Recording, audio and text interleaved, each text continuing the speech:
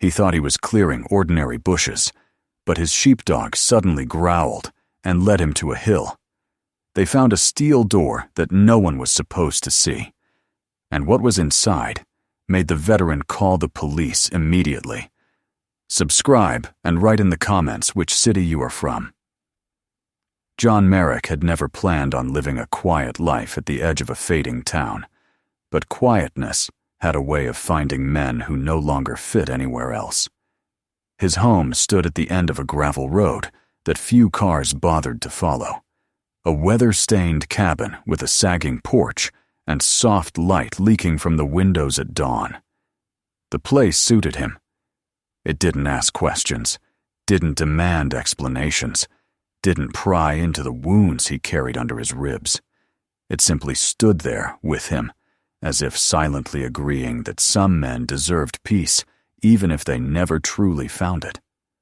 For years now, the only companion he trusted beyond all doubt was the black German shepherd who followed him everywhere with a soft tread and a watchful gaze. Raven had been with him since those last months overseas, when the world felt like a burning map, and he was just another soldier marking time between breaths. He had pulled her out of a smoking alley, where she had been trapped under a collapsed balcony, her fur scorched, her eyes wide with fear. She had been part of a military K-9 unit, and had likely seen more terror than most civilians could imagine. When the handlers later told him she was to be retired, meaning quietly disposed of because of her injuries, John had stepped between her and the men with clipboards without hesitation. He took her home after discharge, and she became not just a companion, but a presence that softened the nights and steadied the days. Their bond was wordless and old, deeper than commands and training. Raven seemed to sense every change in John's breathing, every shift of memory behind his eyes. Some evenings, she rested her head on his knee when he felt the past clawing back. Other times she nudged him toward the door, urging him out when the walls felt too tight. She was not merely a dog to him. She was a living piece of the only time he had felt part of something, even if that something had been war. Now, she was the heartbeat that reminded him the world could still hold loyalty without conditions. John worked little jobs around town repairs, clearing brush, small projects that let him keep to himself. But the job at the old Hawthorne estate was different, both larger and lonelier than anything he had taken on in years. The property lay 3 miles beyond the town's last gas station, a forgotten relic of stone and rotting wood that locals only mentioned in passing. Some said the estate was cursed. Others said it was haunted by the ghosts of its former owners. But John knew better than to put stock in stories spun over bar counters. What he saw was a badly neglected landscape, overrun with wild growth, where a man with good tools and steady hands could stay busy for months. When the investor who bought the estate failed to appear even once, John didn't complain. He preferred it that way. It meant fewer eyes on him and more hours of quiet work. Raven seemed to like the place, too. She moved through the high grasses with confidence, nose low, tail flicking as she explored the forgotten corners of the grounds. Sometimes she paused by the broken statues, half submerged in vines, or barked once at the creaking shutters of the mansion. But mostly she stayed close, matching her steps to his. Together, they settled into a rhythm. John cutting back thickets with a machete, Raven lying on a patch of sunlit earth nearby, ears alert, body relaxed. It was, for a time, a kind of peace. But peace never lasted long around men who carried storms inside them. One morning, as gray light crept over the estate and the air still held the last coolness of night, John noticed Raven behaving strangely. She was restless, pacing near the edge of the garden rather than running ahead like she usually did. Her nose quivered, her head angled toward the grove of tangled trees behind the mansion. When he called her name, she didn't trot back as expected. Instead, she froze, every muscle rigid, her gaze locked on the rise of Earth beyond the statue of a cracked angel. It wasn't the look of a curious animal. It was the look she used to give in the seconds before a firefight, the stillness of recognition, the sharpness of instinct catching danger on the wind. John felt a familiar tightening in his gut, as if some old mechanism within him had suddenly activated. He followed her gaze toward the hill, covered in ivy and thorny bushes. Nothing looked out of place. Nothing moved. The air was still, thick with the smell of damp earth. But Raven continued to stare, body low, tail stiff. When he approached her, she let out a soft, warning growl, not at him, but at whatever lay hidden ahead. He placed a hand on her back, felt the tension vibrating beneath her fur. Something was there. Something she didn't like. He moved forward slowly, sweeping his machete through the bushes to clear a path. Raven followed at his heel, now silent, but trembling slightly. The hill was steeper than it looked, and the ground underfoot felt oddly firm, as if the soil had been packed deliberately rather than shaped by nature. The vines clinging to the slope were thick, too thick for ordinary growth, and they resisted the blade with surprising strength.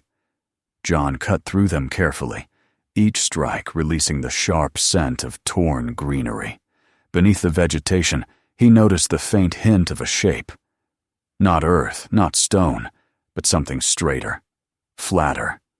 Raven suddenly barked once, the sound sharp, alarmed. She backed away a step, hackles rising along her spine. That bark wasn't fear. It was warning. John knelt, brushed away the loosened leaves and dirt with his gloved hands. At first he saw only dark patches of rust. Then the edge of something metallic emerged, a cold, unforgiving line beneath the soil. He cleared more of the surface, revealing a wide steel door embedded into the hillside.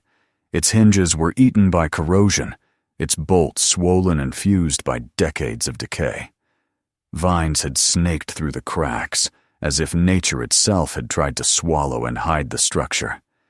He stared at it, his breath caught halfway in his chest. The door reminded him of something he had seen long ago during operations in unstable regions. Secretive entryways into places no one was supposed to know existed. This one was too large to be a simple cellar entrance, and too heavily constructed to belong to a civilian home.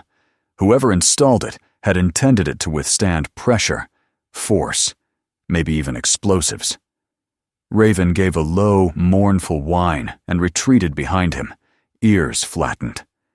John touched the edge of the metal, and a chill ran through him that had nothing to do with temperature.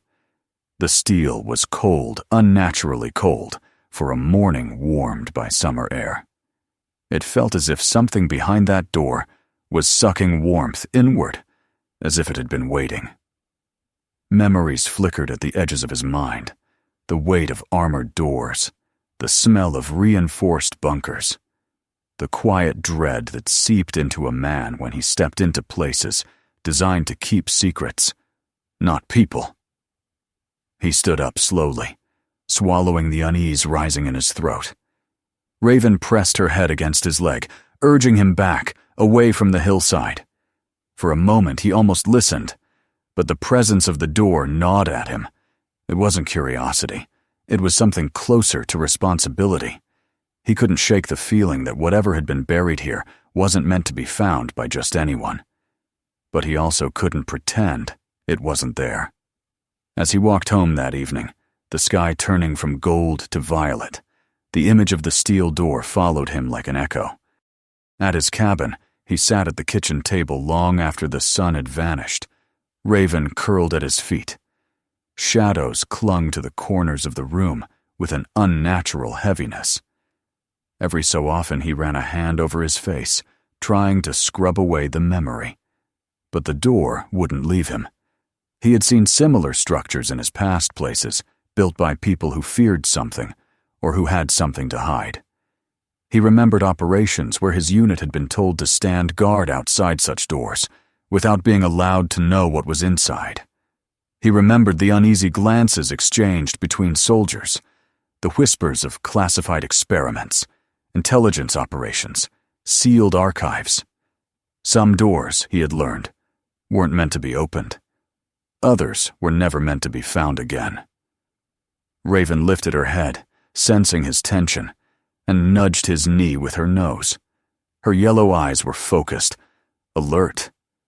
She knew something was wrong. Dogs like her always did. She had detected explosives buried beneath rubble before he had. She had sensed an ambush once when the entire platoon had walked straight into a killing zone. She had dragged him back by his vest when he had been too stunned to react after an explosion. Her instincts were rarely wrong. That night, John barely slept. When he closed his eyes, he saw the vines coiling around the steel, like skeletal fingers trying to keep the door shut. He heard Raven's warning bark echoing through the garden. He felt again the cold metal beneath his fingertips. He tossed and turned, the sheets tangling around his legs until he finally kicked them aside and sat upright in the dark. His heart thudded at an uneasy rhythm, and a deep part of him whispered that he had stumbled onto something far larger than an overgrown garden. By the time dawn crept over the horizon, he already knew he would return to the estate. He wasn't sure what he intended to do, whether to clear more of the overgrowth, examine the door more closely, or simply make sure he hadn't imagined it. But one thing was certain. He had been many things in his life, but he had never been a man who turned away from something dangerous simply because it scared him. Fear had shaped him, sharpened him, taught him how to survive. Now, something behind that door stirred the same instinct. When he stepped outside, Raven was already waiting, standing in the yard with her body angled toward the direction of the estate, as if she sensed his decision. Her tail did not wag, and her ears were tilted slightly back. She was wary but ready to follow him wherever he went. John locked the cabin door, checked the tools in his truck, and placed a hand briefly on Raven's head, as if grounding himself. He didn't know then that the moment the machete struck that steel panel earlier that day, his life had already changed. He didn't know that the earth had been guarding something meant to stay hidden. He didn't know that he had stepped onto a path that would lead him back into the darkest corridors of his past. But he felt it. Deep, instinctive, unavoidable. The world he had built around himself, fragile and quiet as it was, had already begun to crack. And the crack had the shape of a rusted steel door buried beneath a hill that had been waiting for him and only him.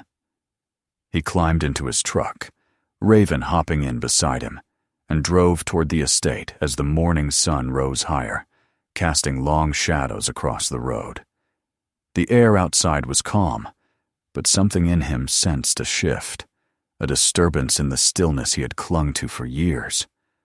The peace he had tried to build was slipping through his fingers, and the truth, waiting beneath that hill, was preparing to surface. He just didn't know how heavy that truth would be, or how deeply it would cut. The day had barely begun, and yet John already knew the silence surrounding the estate would not last much longer. The past had stirred, it had caught his scent, and it wouldn't let go.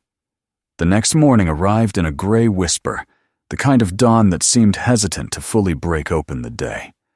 John had barely slept, drifting in and out of shallow dreams filled with rusted metal, cold air rising from underground, and Raven's low growl echoing again and again inside his skull. By the time the first dim light crept between the curtains, he was already sitting on the edge of the bed, boots laced, hands clasped between his knees. Raven lay on the floor beside him, head resting on her paws, her golden eyes watching him closely. She seemed to understand before he even stood up that they were going back to the estate, back to the door that had neither belonged to the house nor to the land it had been buried under. Outside, the world felt different. Nothing visible had changed, yet the air carried a tautness it had lacked the day before. The birds were quiet. The breeze seemed reluctant to move the leaves. Even the gravel beneath his boots sounded sharper, as if the ordinary morning sounds were afraid to draw too much attention. Raven kept close to his side as they walked to the truck. Her steps were deliberate, slower than usual, her ears shifting constantly as she listened to sounds only she could decipher. She didn't whine or bark, but the tension in her movements told John more clearly than words that she still sensed whatever had unnerved her the previous day. When they reached the estate, the sky was a pale silver, and the outlines of the mansion and garden appeared ghost-like in the early light. John parked the truck near the entrance path and stood still for a moment, letting his eyes adjust to the muted surroundings. Raven stepped out beside him, her body angled toward the grove of overgrown trees behind the house, the same direction she had focused on before. She waited for him to speak, though they both knew what he was going to say. "Come on, girl," he murmured, the words thick with weariness and resolve. Raven's tail didn't wag, but she pressed her side gently against his leg, as if offering courage he wasn't sure he deserved. As they made their way across the property, the familiar path felt strangely foreign. The grass brushed against their legs like cold fingers, and the statues scattered across the garden seemed to lean differently in the morning hush, their weathered faces turned as though watching him approach the hill. It was as if the entire estate held its breath. John forced himself not to dwell on the feeling. He had known enough unease during his years in uniform to recognize that this one was more than nerves. It was a warning, an instinctual tightening of awareness that came when danger was close, but not yet visible. The hill looked much the same as it had the day before, though perhaps a little more sinister now that John knew what lay beneath. The vines, thick with decades of growth, twisted over the ground like petrified snakes. The air surrounding the spot felt cooler, as though the earth itself exhaled through some unseen crack. Raven approached the area with a mixture of reluctance and duty. Her nose twitched, her tail lowered, and when she reached the steepest part of the slope, she paused and glanced back at John, waiting for him to decide. He felt the old instincts inside him rise again, those that had guided him through ruined buildings and hostile villages, warning him when to move forward and when to retreat. A sensible man might have walked away, ignoring the pull of the metal beneath the soil. But John had never been a man guided by fear alone. Curiosity was part of it, yes, but something deeper moved within him now. Something like responsibility. He had stumbled onto this because fate, or whatever name people gave to the invisible currents of life, had nudged him toward it. And whether he liked it or not, the door had opened a crack inside him as well. He cleared the remaining vines and dirt around the steel door, revealing more of the rusted surface. The metal was pitted with age, but unmistakably solid, the kind of steel used for structures intended to endure. He studied the lock and hinges. Both were corroded, but their original design was unmistakably military or government-like. Heavy, reinforced, sealed. He had seen similar construction before in places whose existence was denied even in official records. Raven stood a few feet behind him, her body tense. She let out a quiet growl, barely audible, as if urging him to reconsider. But John set his jaw and stepped closer. He removed a small metal wedge and a crowbar from his pack. The tools were old but sturdy, remnants of his years working odd jobs. He slid the wedge into the seam between the door and the steel frame. It didn't budge. He tried again, pressing harder, the muscles in his arms straining. The metal groaned a little, as if waking from a long sleep. He shifted his weight, braced his boots against the uneven ground, and pushed with all the strength that remained in him. The sound that answered him was deep and unpleasant, a grinding scrape that sent a shiver down his spine.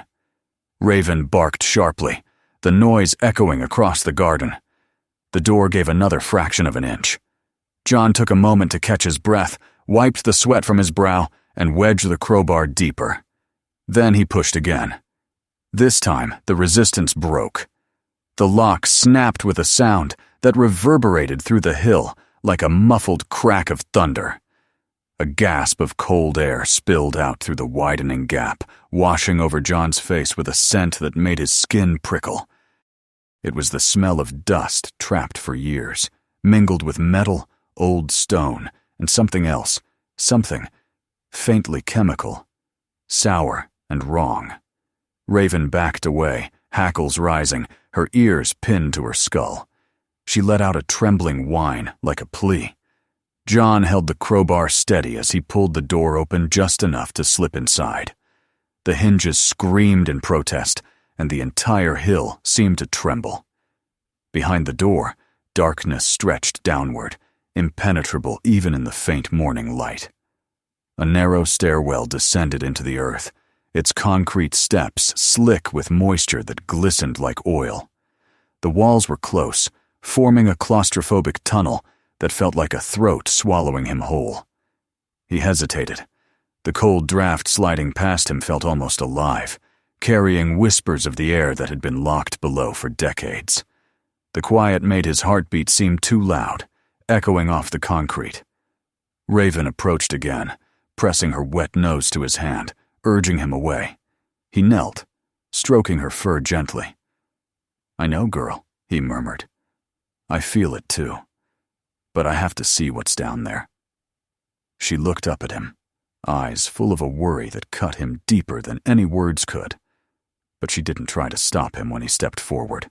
Instead, she moved silently to his side, choosing loyalty over fear. That was their unspoken pact. Where he went, she followed, no matter what waited ahead.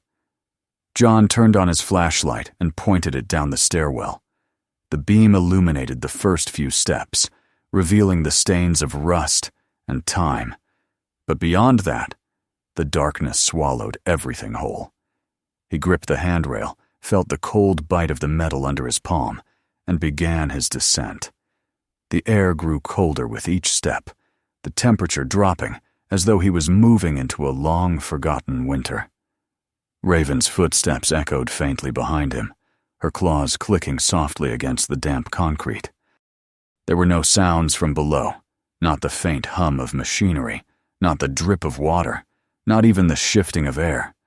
It was the silence of a place abandoned, sealed, and left to rot.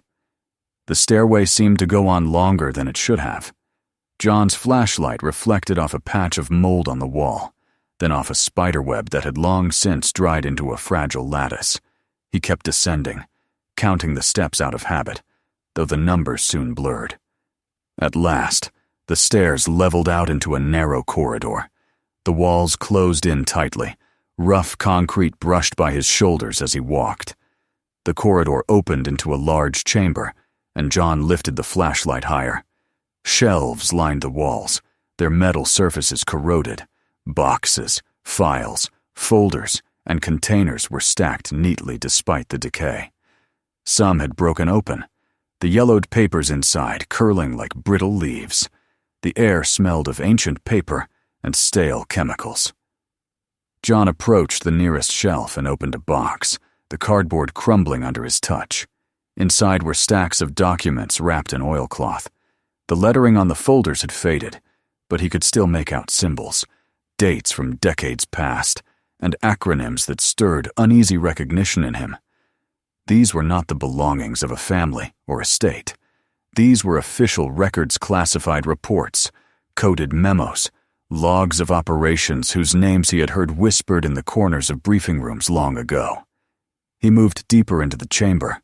A table stood near the back, covered in old photographs, men in suits shaking hands, soldiers standing beside unmarked crates, aircraft on runways at dawn, images of places that never appeared on newsreels or in public archives. Many bore stamps that read, "For authorized personnel only," or "Restricted access." Raven sniffed the floor cautiously, her ears twitching. She paused suddenly and let out a quiet growl, staring at a dark streak on the concrete. John bent down and touched it with the tip of his finger. It was dry, thick, and blackened with age. It didn't take him long to realize it had once been a pool of some kind of liquid something that had leaked from a container or been spilled in a hurry.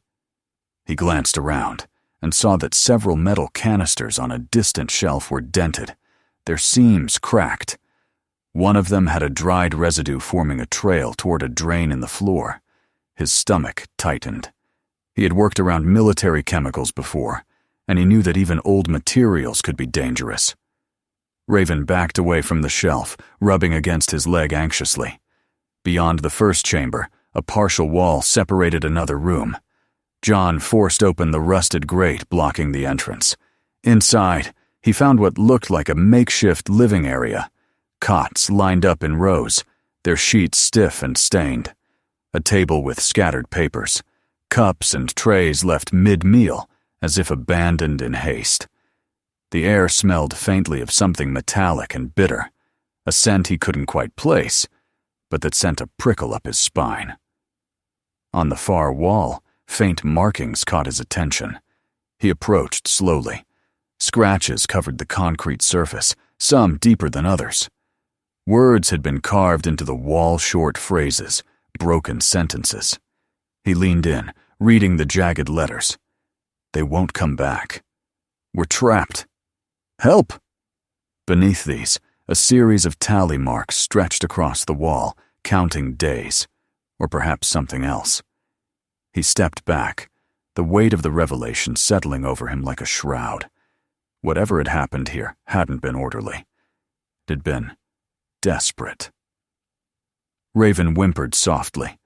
Then he saw another door, larger than the first, made of heavy steel, welded shut from the inside. Deep scratches marred its surface, as though someone or several people had tried to claw their way out before giving up. A cold dread crawled up John's spine. He didn't dare touch that door. He turned away and walked back toward the stairwell, Raven close at his heel. As they climbed upward, he felt the oppressive weight of the bunker settle into his mind like a stone. The truth of what he had discovered was too large to hold quietly. Something terrible had been concealed beneath the estate, something meant to vanish from memory. Yet the door had opened, and now the secret breathed again. When John finally stepped back into the open air, the world outside felt wrong. Too bright, too alive, too loud compared to the tomb beneath the hill. He stood there for a long moment, the wind brushing past him, Raven sitting beside him with worried eyes. He knew what he had to do. He could not ignore what he had found. He could not pretend that the hidden rooms and sealed doors and desperate carvings were none of his concern. Whatever lay beneath that hill was a danger, not just to him, but to anyone who lived near it. It was no fallen shed or forgotten cellar. It was a wound carved deep into the earth, one that had never healed. He had thought he had left that world behind long ago. But the past, like the cold draft from that stairwell, had found him again. And this time, it would not be satisfied with silence. Raven pressed her head into his hand, as if sensing the decision forming inside him. John looked back at the hill, its vines swaying gently in the morning breeze, hiding again the door he had pried open. Some secret surfaced for a reason. Some demanded witnesses. And he, unwilling, unprepared, had become one. He took a slow breath and reached for his phone. John stood in the open air for several minutes before he could force his hands to stop shaking. The phone in his grip felt strangely heavy, as though the decision he was about to make pressed its weight directly into the metal and glass. Raven sat at his side, her flank pressed against his leg, steadying him with her presence. The cold breath of the bunker seemed to cling to his clothes, seeping into his skin like an unwelcome memory that refused to loosen its grip. When he finally dialed the number for the county office, his voice sounded distant, unfamiliar, as though it belonged to someone else entirely. He explained what he had found, without exaggeration, without speculation. He used calm words, clinical ones. But he could hear the shift in tone on the other end of the line as soon as he mentioned the sealed door, the containers, the documents that bore markings from decades past. The silence that followed was too long, the kind that hinted not at surprise, but at calculation. Then the voice returned, measured and flat, promising that appropriate authorities would be dispatched immediately, thanking him for reporting the matter, instructing him not to approach the site again. When he ended the call, a strange numbness settled over him, a feeling both hollow and dreadfully alert. He feared he had crossed a threshold far more dangerous than the steel doorway hidden in the hill. The quiet around him seemed to shift, as though the estate had been holding its breath and now exhaled with anticipation. Raven nudged his hand with her nose, grounding him back in the present. Her eyes flicked toward the road, ears tilted forward. She sensed movement long before he did. It began with the distant hum of engines. First one, then several. The sound grew steadily louder, and John instinctively moved to a position where he had a clear view of the long gravel road leading to the estate. Within minutes, a convoy of vehicles emerged from the curve in the distance. Black SUVs without visible plates, a pair of white vans marked only with hazard symbols, and behind them, a larger truck painted in muted green. The speed at which they approached was not rushed, but deliberate, as if they had made this trip before, traveling roads to places the public would never see. Raven growled softly. John placed a hand on her head, though the gesture brought little reassurance to either of them. The vehicles stopped in a precise formation, engines shutting off nearly in unison. Doors opened. Men stepped out, some in plain suits, others in protective gear with face masks, still others in uniforms without insignia. There was no hesitation in their movements, no confusion or curiosity. They knew exactly where they were going. A man in a dark suit approached John, his expression unreadable, his movements smooth and practiced. He introduced himself with a name too short and crisp to be real. His handshake was firm but cold, and he asked John to describe everything he had seen inside the bunker. John repeated his words from the phone call, perhaps a bit more carefully this time, aware of Raven's tense posture beside him and the way the other men kept glancing in her direction. As he spoke, the suited man's eyes narrowed slightly, not in suspicion of John's truthfulness, but in the way someone evaluates the value of information. When John finished, the man offered a thin smile that never reached his eyes. He thanked him again, then asked him to remain available for further questioning. It wasn't a request. It was the kind of instruction soldiers gave one another during an operation, absolute, unquestionable. John watched as several teams gathered equipment from the vans. They moved toward the hill with practiced synchronization, erecting temporary barriers and setting up floodlights that pierced the soft morning light with harsh white beams. Men in hazmat suits walked with careful, measured steps, their gloved hands cradling instruments that clicked and whirred softly. The bunker's door was examined, photographed, measured. Then they descended into the darkness John had just emerged from, carrying sealed cases and heavy containers designed to neutralize or confine unknown threats. He felt Raven lean harder against him, her growl vibrating through her chest. The suited man noticed. He eyed the dog with a cautious wariness that suggested he was more threatened by her loyalty than her teeth. "She'll need to remain controlled," he said. John didn't respond. Raven didn't move. Hours passed. John stayed near the outer perimeter of their operation, relegated to an observer, though every few minutes another man in a suit approached him to ask the same questions in slightly different ways. They wanted precision-exact times, exact distances, exact actions. They pressed him on whether he had moved anything inside the bunker, whether he had read any documents in detail, whether he had spoken to anyone before calling. Their words flowed smoothly, But beneath the surface, John sensed something colder, a hidden agenda coded in polite language.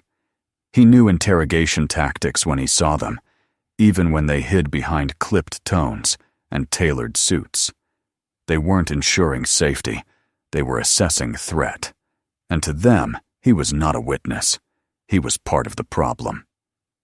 At one point, an agent grabbed John's arm to reposition him toward another group of officials.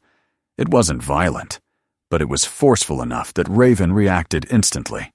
She lunged between John and the man, her teeth bared, her growl rising from deep within her chest like the echo of a faraway storm.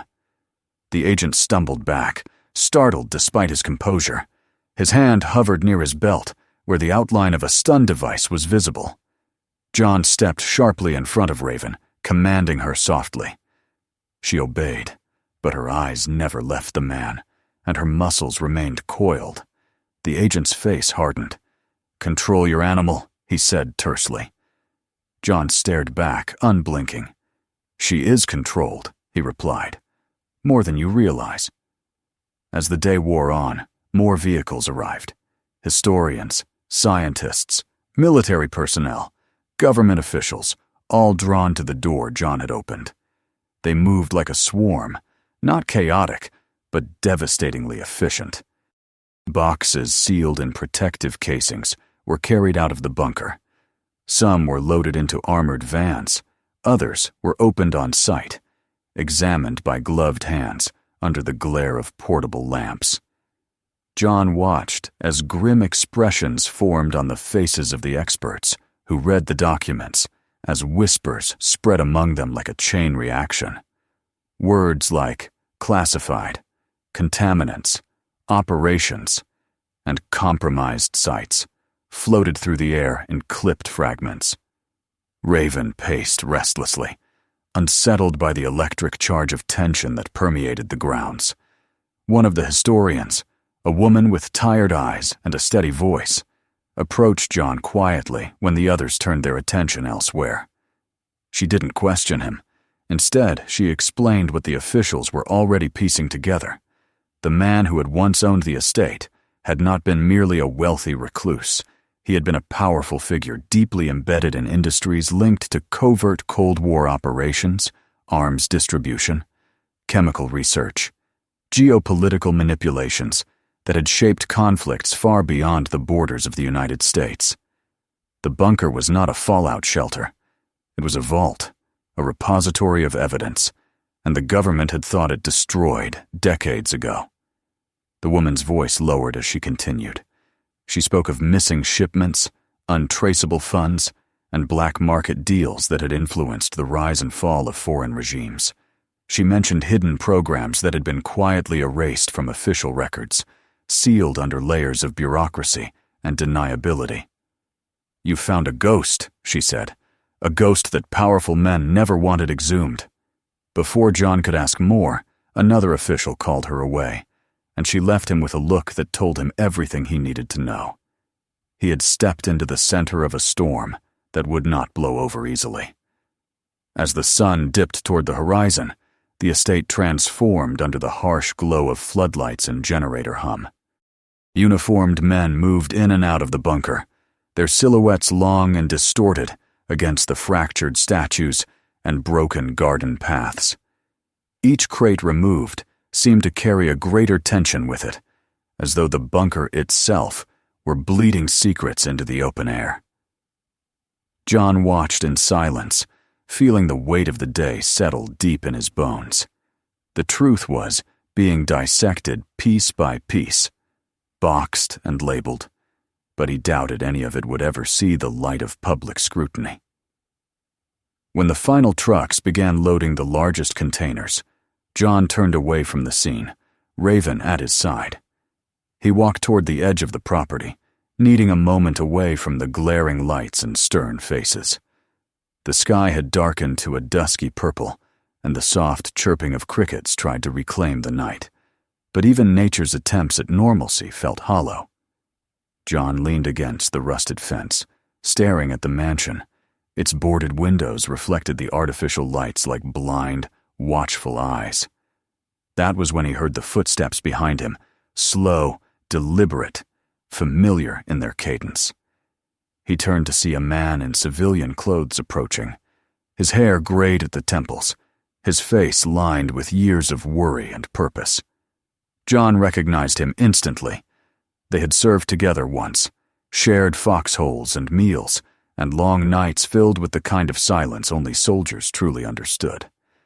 His old comrade stopped beside him, glancing briefly at Raven before meeting John's eyes. "I heard you found something," he said quietly. His tone carried a weight that made John's stomach tighten. "I didn't go looking for it," John replied. "I just cleared some brush."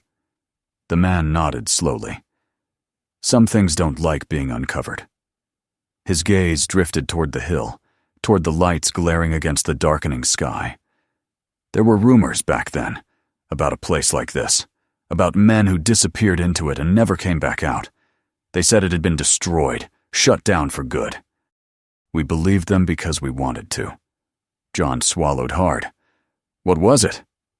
"Something that shouldn't have been built," the man said. "A vault for the things that couldn't be allowed to surface, and for the people who knew too much." He paused, studying John's face. "You stepped into their history, whether you meant to or not. That means you're on their radar now. You and anyone close to you." Raven pressed against John's leg, sensing his rising tension. The man took a breath, his voice dropping to a warning whisper.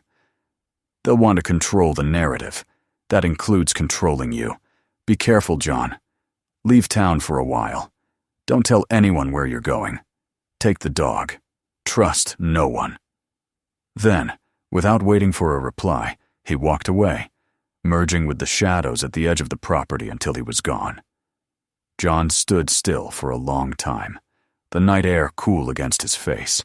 He felt Raven nudge his hand, her eyes searching his. She understood something was wrong, deeply wrong. The bunker, the officials, the old comrade's warning. It all painted a clear picture. Whatever he had uncovered had been buried with purpose. And those responsible wouldn't tolerate loose ends. He turned back toward the mansion one last time, watching the silhouettes of men carrying the last crates into trucks. Secrets were being packed away again, but the difference now was that John had seen them. He had breathed the cold air of the bunker, touched the rusted shelves, looked upon the carving of desperate hands on the walls. The truth had imprinted itself onto him, and he knew it would not leave him unmarked. Later that night, after the lights dimmed and the last vehicles rolled away, John returned to his cabin. He moved with the certainty of a man who understood time was short. He filled a pack with essentials, loaded ammunition into an old hunting rifle he hadn't touched in years, and gathered the few personal items he couldn't bear to leave behind. Raven watched every movement, her tail stiff, her expression solemn. When John finally closed the bag, she stood, ready without command. "We're leaving," he said softly. She barked once in response, not eager, but resolute. He stepped outside, locking the door behind him for a sense of closure he knew was false. The gravel crunched beneath their boots as they walked toward the truck, the night vast and silent around them. John cast one last look at the life he was abandoning, knowing he might never return. The truth he had stumbled upon had laid claim to him, and now he was part of a story far larger and darker than he had ever wished to confront. As he and Raven drove into the night, the estate fading behind them, John felt the familiar coldness of war settle back into his bones, a reminder that he had never really escaped the shadows of the past. Now, those shadows stretched ahead of him, waiting for the next step, the next revelation, the next reckoning. He tightened his grip on the wheel. He wasn't running, he was surviving. And this time, he wasn't doing it alone. Don't forget to subscribe so you never miss our next stories. Watch the next video right here and explore more on our channel. Share this one with someone who needs to see it.